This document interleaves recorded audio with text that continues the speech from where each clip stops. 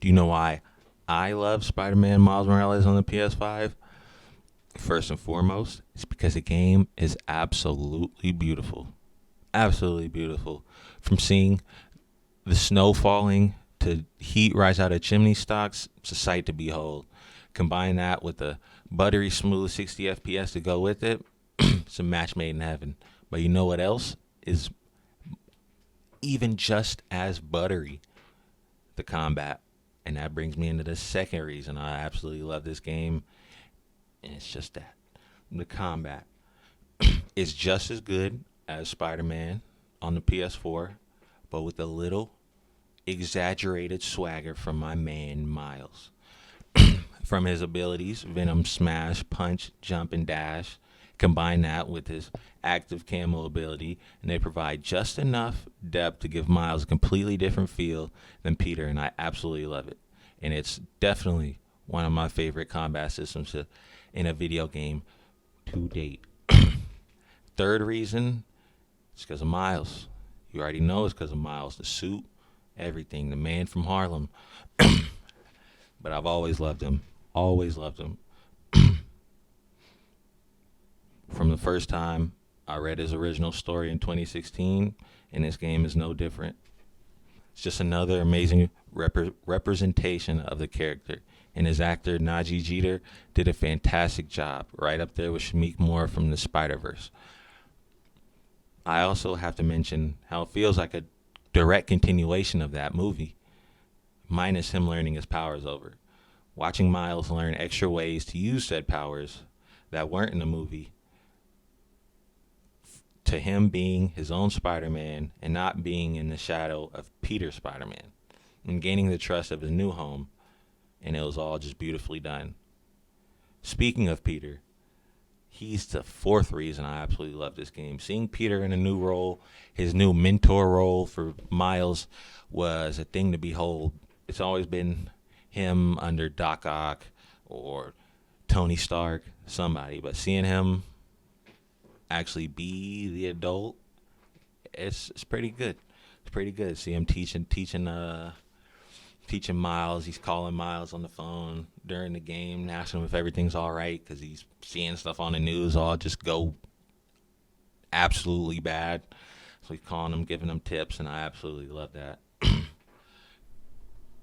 And cannot stress how much I'm looking forward to the next game.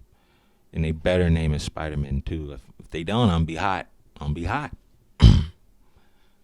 Fourth reason is the story. The story is very solid, nothing to write home about, but it will instill quite a few emotions throughout the 10 to 12 hour campaign.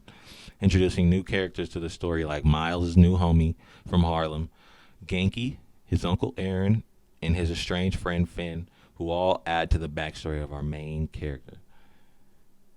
To add to that, all the actors in the game did a fantastic job adding an extra layer of depth to the story, just making it more believable. And I absolutely loved it. Now, I won't say I absolutely loved it. It was pretty good, though. There was a couple beats that I didn't like, but I won't get into that. Keep it positive. But, yeah. That's it for the positive part. But I didn't want to gush about it too much. But it is a fantastic game. But we got to get into some of the things I didn't like. First, it's just a little minor gripe. It's just the suits, which I don't think Miles has too many suits since he's relatively new. So they had to kind of make up some. And the ones that they did make up, I didn't like. I didn't like them one bit. Like he had army pants on one, and I didn't like it. But I did like some of the suits that you got from doing some of the activities around the city, which were they a good enough payoff? To each his own. But nah, I guess some of them were for me. But that's just a little minor gripe. I still like the suits that I did like. I liked them a lot. Second thing I didn't like, and this was probably the biggest gripe I have with the game, and it's the same gripe that I have with original Spider-Man, and that is the last fight scene. And where do I begin? I guess the camera. For some reason, they decided to put you in a tight corridor and then suck the camera in kind of like it is right here, but you're fighting, so everything's going on around you. So they're throwing turrets down and shooting rockets at you, and you're in a tight corridor, so you can't see most of the stuff that's on the screen. So you're kind of just going off your spider senses, and it's not as I guess responsive as it was in Spider-Man PS4, because I think this game is a lot faster. So you have to be more precise with your dodges. So if you're a second too early, you'll still get hit. So that was a big gripe I had with it. And yeah, it was mainly the camera, because even if you did like a finisher on the last villain, you wouldn't be able to see it because the camera was so in close on him. And that's probably my biggest gripe. It kind of took you out of the fight, because I was really, really, really looking forward to whooping their ass in glorious fashion. But I just couldn't because of that camera, and that really hurt.